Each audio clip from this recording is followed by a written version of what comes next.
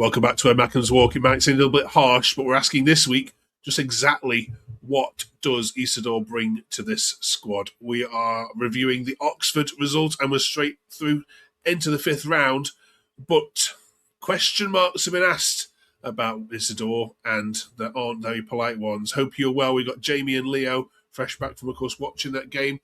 We're also talking about Tarby this week, just how direct was he, and we're also thinking about the A to Z and the letter P. Great to have your company with us. Jamie, as straightforward as results as you'll get against Oxford, but lots of Sunderland fans questioning Isidor's contribution, not just to this game, but in recent games as well. Where do you stand on him? I think I'm in the majority now that are questioning what he brings to the team. I think when we play with Robbie, he gives us a real focal point, and I think because he is so good at that role of being the focal point of an attack and bringing players into the game, when he's not there, you notice him so much. Wilson's not got the physicality, but he just doesn't seem to be. Just looks like a different player. We don't create a lot of chances for our strikers. We all know that, but the rest of his game, he has to do more, be more involved in games, and just look to be a little bit more interested. For me, he just doesn't look right. Something's not right, in my opinion. I don't know, can't put a finger on it, but at the minute he's struggling. He has been for a while now as well. Yeah, lots of people saying his body language, Leo, suggests that, some have even said he doesn't look like he wants to be here anymore. But I mean, do you pick up on that? I mean, Isidor was someone who's come in from the first day and understood the club and the fans and what we're all about. And from what I get, he loves the place and he loves playing for us every chance he gets. It's just seen in the body language in games that he's not really there 100%. I said it when he was starting and Robbie was on the bench and not getting the minutes, that I don't see why they don't ever play together and why it's always one or the other. Because when you've got Robbie, who's someone who occupies one defender at all times and then sometimes even two, to have Isidor then run off him for his hold-up play, I feel like you'd get a lot more out of him. But when you just stick him up there by himself, it seems like he's kind of chasing shadows a bit at times. So it's difficult for him. But he's still our second top scorer in the league. Like, he was still the person getting those goals early in the season who got us on our hot run of form. So I have belief in him, but right now he needs to really start getting a run of games together and picking his form up. Yeah. Jamie, would you go with that idea? I mean, I guess against Fulham at home, I suppose, is the ideal time to change that. Try that, wouldn't it? You could try it. I can't see Reggie's ever starting a Premier League game with him as the main striker when Robbie's now available. So, are you brave enough to go with two strikers in your starting 11 the way he has done with Mayenda previously? Isidor has played off the left before, coming in, and he hasn't been bad in that position. But I still think with the competition we've maybe got now in wider areas with Angulo and Talby's back, Mundle's getting minutes, whether you like it or not. Will Isidor be his kind of choice on that left side of midfield? But it's something's got to change setup wise for us to get the best out of Wilson Isidor currently. Okay. Let's have a look at some takes from the Oxford game then, shall we? This one from Nathan. I mean, we won. That's great. Tarby is defo looking promising, but Mayenda should be getting any minutes that Isidor does. Just talk about Tarby for a second, Leo, if that's all right. I mean, what do we see in him that gives us hope that potentially this is someone we can see more of? I mean, I'm not gonna sit here and lie. I had no clue who he was when we first signed him, so I've went and looked at clips of him as you do, and he looks like the energetic winger who likes to take on his man. Passing backwards is always the second option. When he gets the ball, it's always trying to take someone on, and he got a couple shots off today. So it is looking promising. Yeah, again, do I think it's going to be a main player in our team for the rest of the season? Probably not. It's a lad who I think has come in for £2-3 million. Like, he's more looking at someone we can hopefully build through the season, and then maybe next year he'll have a pivotal role to play. But I think from his little cameo, I know it was Oxford, and no disrespect to them, but nowhere near the level you're going to play in the Premier League. So you can't take too much from it, but it was promising. Okay. Yeah, this one from Ewan says 15 minutes of Jocelyn Tarby. Yeah, you've moved me, Jamie. Yeah, were you impressed? Just nice to see a winger being positive. I mean, as a young kid who's right in front of Sunderland fans as well. First 2 or 3 times he got the ball, he had to go as fullback, beat him. Obviously got the confidence. He had a chance. He got a shot away, which wasn't too far away from being our second goal. So just to come on and show that confidence on his first appearance, they are good signs. But I think, like Leo says, I don't think he's going to be a big part of the remaining games of the season. I think we've also got Traore, who's not far away from coming back, who gets forgotten about. There's options out there in the wide areas now. So, but he's proved he might be one for the future. He probably will be one for the future, but not quite yet. Okay. You talk about Mundle as well, Leo, if that's okay. Joey says, can we all stop acting like Mundle is the Antichrist now? Lots of people saying he had a great game. Another one here says Mundle manufactured 6 chances for himself and 0 for his teammates. Again, yeah. Where do you stand on him? I mean, it was a good performance, but it's against a team that's got 1 win in 10. Like, you know, in the championship. But like, what can you take from a performance like that? We knew he was good in the championship. We knew he was direct. We knew he took his man on almost every time. That's what we already know. What we try to find out is, can he make the step up to the Premier League? And he's still yet to show it. And every time he does come on, he looks like a bit similar to Isidor, really. He looks like he's chasing shadows at times. Looks like he can't get his touch under him, or he's trying to take someone on, you know, just mistouching the ball wherever he's trying to go. I mean, it was bright. Yeah, he probably deserved the goal this morning, but I mean, like, we need to be playing against the top teams in the Premier League. It's not something that's made me think, oh, he needs to be getting more minutes now. But we're through to the 5th round, Jamie. There was this view from it was a neutral poster on the BBC commentary that says it's hard to understand why Fulham and Sunderland aren't playing stronger teams.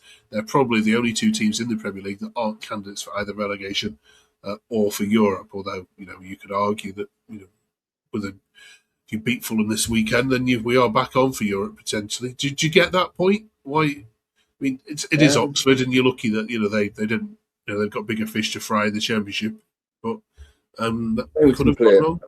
It wasn't our strongest side, but it was by no means a weaker side. Our weakest side. We've got a lot of lads there playing today who've started Premier League games. Roofs, Mukiele, Trey Hume. We used Siddiqui, sadly who got a yellow card, so he'll be suspended for the next round. I think Regis trusts his squad, like we saw in the AFCON. We've got a squad of players who can compete. They know the structure of the team, how they expect it to play when they go on the pitch. And look, someone like Luke O'Nien, he's man of the match again. So he doesn't come in and kind of lower the standards. For him, it's like it's his biggest game of the season every time he pulls the shirt on. So him going to Oxford was a perfect game for him to go and play. I think he's done himself the world of good as well. Right. Okay. Who do you want in the next round, Leo? Then. I'll just carry on getting the lower division teams so that we can give these players minutes, and then keep our. If any players need a rest, we can rest them. I'm sure Bobby's knackered after the past couple of weeks, which is why we didn't see him today. But then he's going to be fresh for Fulham, so just keep bringing those, I guess. I am surprised that Riggy didn't get any minutes again. I thought Chris Rigg might have 20 minutes, 25 minutes ahead of Siddiqui. I thought just to kind of keep him in the fray and keep him in the mix. He didn't get a kick again, so it's like, why couldn't he go on loan? He's not going to play FA Cup. Give him some experience, give him some minutes, but he's got his plans, hasn't he? All right. We'll react, of course, next week to who we get in the draw. We need to mention the Liverpool game briefly as well. Jamie, if that's okay. Home record's gone to that lot. Can't believe it. And was that as poor as you've seen us at home? I think after we've played at home all season with the intensity, kind of we got at teams, we were just so passive. We surrendered that home record with a bit of a whimper. Really, we didn't really get the press right.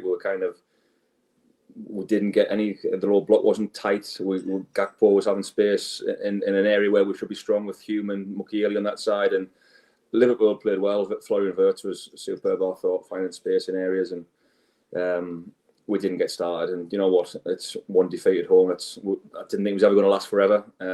It's not a bad thing to lose to the champions, but just the way it went was a bit of a sickener, really. Yeah, okay. Can put that right against Fulham though this weekend, Leo. Yeah, I mean, what are your personal aspirations for the season? Now, is Europe still on for you, or should we just accept mid-table? I mean, there's no reason to not push for Europe. We want to get 3 points in every game we can. We've played Arsenal twice, we've played Liverpool twice, we've played Man City twice. We've played three of the top five teams in the league twice over, so we've got through our horrible Christmas run. There's no reason why we can't still put a string of games together, even though we've lost two on the bounce. But look at the teams we're playing against. At the start of the season, we wouldn't have even expected that game to be close. So I feel like it's definitely still on. But it is getting to the point around the season now where one or two losses in a row does really affect the points now. It used to be just within 1 point or 2 points, and there's still some positions like that. But now you see, I think sixth in the league, it's like 5 points now. It's starting to stretch open a little bit. So we'll just see what happens these next few weeks. Okay, right. We'll review this Fulham game next week. Cheers for that. We've one to letter P, not A to Z. So thinking about who's the best ever player that's played for Sunderland with the surname P. We'll get these guys thinking on that in a minute. Just quickly, I don't know if you're aware, but the playoff in the Championship has been extended, or maybe extended to 8th place by next season. There's been a vote on that this week, just because, of course, you were there recently. Just want to get your thoughts on that, Jamie. Would you welcome that, or is that just ridiculous that 8th place could be promoted next season? Why can't things just be left as they are? It's working, you know what I mean? Everybody, no matter what team you support and what league you're in, everybody watches the Championship playoffs. It doesn't need changing. It's brilliant as it is. The excitement, the tension. I think finishing 8th and getting a crack at being in the Premier League is a bit undeserved as well, to be totally honest. Yeah, Leo. I mean, I don't see how they're going to try and work around it with 6 teams. Does that mean third and fourth get a bye through? Like, what? Yeah, I don't understand what we're like. That just seems silly to me. Yeah, so 5th, 6th, 7th, 8th play each other as they regularly do at the moment, and those two winners then go and play. Yeah, 3rd and 4th. I mean, why? It's money, isn't it? It's money, and I suppose the dead rubbers at the end of the season as well. But yeah, it seems it never is though. That's the point people are making. People are making, it makes the end of the season interesting. Every single final game, there's a change in that 5th, 6th, 7th, and 8th spot in the Championship. So it doesn't have to be changed. Yeah, the year we won at Preston to get in the playoffs, there was like 6, 7 teams on the last day playing for something. 6, 7, 8 teams. It was crazy. So surely that's enough. Okay. Right. Cheers for that then. We are heading into A to Z then. So, Leo, have you got anything for this in terms of who you'd put in there? I mean, probably not say the best player with this letter, but I would put Patterson forward just because of 3 crucial saves he's made in playoff finals. He made one against, I think it was Sam Vokes against Wickham when we were 1-0 up in League One. And then he made 2 brilliant saves last season in the playoff final. So you could say he's a huge part of the reason that we're in the Premier League right now. Obviously, it's a bit of a shame to just see him sitting there on the bench, but with the quality that we brought in, how could you argue that? So I feel like just for the situation we were in, and we were in desperate need of a keeper for a long time, to have an academy lad come through and perform on the big stage, I'll put him forward. Okay. Jamie? For me, Kevin Phillips. Kevin Phillips is he is Mr. Sunderland, isn't he? I mean, what he did for Sunderland and on the big stage, doing what he did for Sunderland in the Premier League and European Golden Boot winner, England caps. It was just a joy to watch, really. Him and Quinn just made the stadium like just a pleasure to be at. It is Phillips, isn't it? The answer is Phillips. I just wanted to throw Patterson in there. Waterfield as well, I suppose, for the 73 goal, but I think Phillips, you'd have to be. I think if we didn't put Phillips in here, the comments would be absolutely brilliant. Yeah, Kevin Phillips gets in there. On a similar vein, actually, we're talking penalties as well this week. Just quickly, Jamie, who, if your life depended on it, who would you want in front of a penalty? For any player from Sunderland's past, you'd be certain to score it. I'd probably say Phillips, maybe, or maybe DR after today's effort, because it was just cool. Just go for Phillips because he puts the ball in the net. Okay, and then Leo, if your life again was on the line, who would you want in goal to save a penalty? Roofs at this point. If I was having one taken one though, I'd say Jordi Gomez. I think we went about 8 years in a row in the Prem without missing one penalty across 8 years or something, and that's when Jordi Gomez was our taker. So Brilliant. I loved him as a player. I'll put him. Super. Right, let us know in the comments, please, if they've missed any here. Right, you two, enjoy the game against Fulham this weekend. Thanks for giving your reviews as well. It's half turn this week, so we've got half the team missing, but hopefully we'll be back next week to look back on that Fulham game. Cheers, Jamie. Cheers, Leo, and thank you very much for watching. Don't forget to drop us a sub before you head off. Have a great week, everyone.